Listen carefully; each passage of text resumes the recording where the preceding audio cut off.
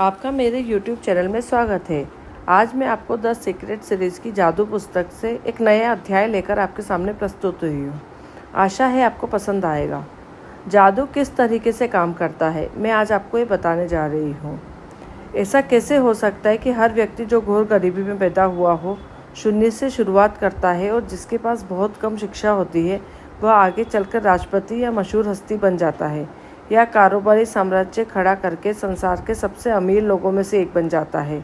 और ऐसा क्यों होता है? दो लोग एक ही करियर में शुरुआत करते हैं, लेकिन एक का करियर सफलता की बुलंदियों को छू लेता है, जबकि दूसरा व्यक्ति काम करके निढाल हो जाता है, लेकिन जी तोड़ कोशिश के बावजूद सफल नहीं हो पाता है। सफलता यह खोई हुई खड़ी कृतज्ञता है, क्योंकि आकर्षण के नियम अनुसार आपको उस चीज़ के लिए कृतज्ञ होना पड़ता है जिसकी बदौलत सफलता आपकी ओर आकर्षित होती है। इसलिए कृतज्ञता के बिना स्थायी सफलता पाना असंभव है। यदि आप सफलता पाना चाहते हैं या अपनी नौकरी या कारोबार, अवसर, प्रमोशन, धन, जबरदस्त विचार, प्रेरणा और प्रशस्ति जैसी अच्छी चीज़ों को बढ़ाना चाहते हैं, तो अपनी नौकरी या कारोबार के लिए कृतज्ञ होना अनिवार्य है। आप में जितनी अधिक कृतज्ञता होगी, कृतज्ञ होने के लिए आपके पास उतनी ही अधिक चीज़ें आ जाएंगी। और अब तक आपको ये समझ आ चुका होगा कि अपने जीवन में किसी भी चीज़ को बढ़ाने के लिए आपको उसके लिए कृतज्ञ होना पड़ता है जो आपके पास पहले से ही है। जिसके भी पास कृतज्ञता, उसकी नौकरी या कारोबार के लिए उसे अधिक दिया जाएगा और वह समृद्ध होगा। जिसके पास कृतज्ञता नौकरी या कारोबार के लिए नहीं है, उसके पास जो है वह भी उससे ले लिया जाएगा।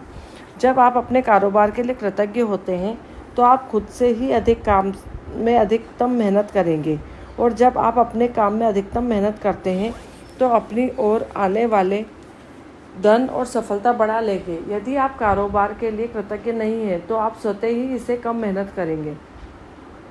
इस तरह जब आप कम देते हैं तो आपको मिलता भी कम है और आपकी ओर आने वाली चीज़ें भी कम हो जाती है। फलस्वरूप आप अपने कामकाज में खुशी नहीं होंगे, कभी अनिवार्य से अधिक योगदान नहीं देंगे, जिससे आपकी नौकरी या कारोबार ठहर जाएगा और अंततः इसका ह्रास होगा।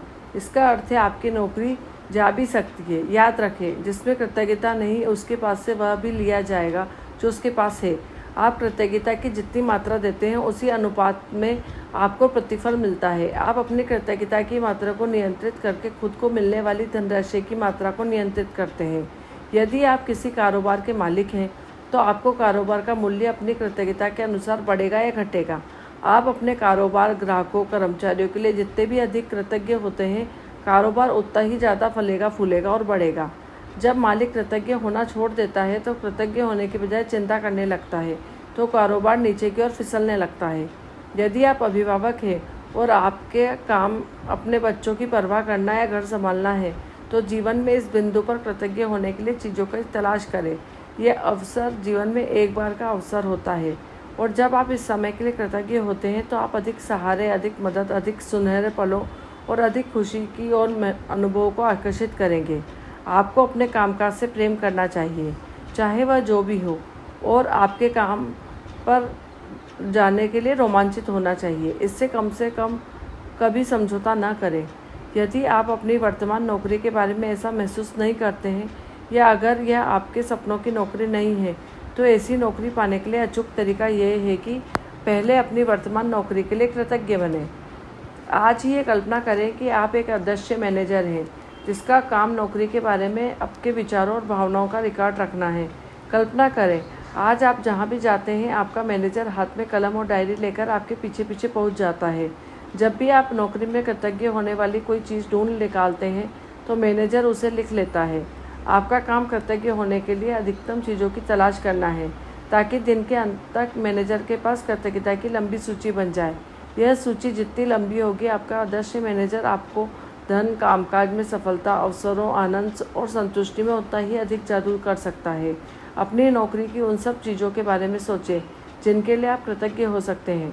शुरुआत में इस तथ्य पर विचार करें कि आपके पास सचमुच एक नौकरी है, चाहे कि कितने सारे लोग बेरोजगार हैं जो नौकरी पाने के लिए कुछ भी देने को तैयार हैं। सोचें कि आप समय बचाने के लिए कितने उपकरणों का इस्तेमाल करते हैं, जैसे फ़ोन, प्रिंटर, इंटरनेट और कंप्यूटर।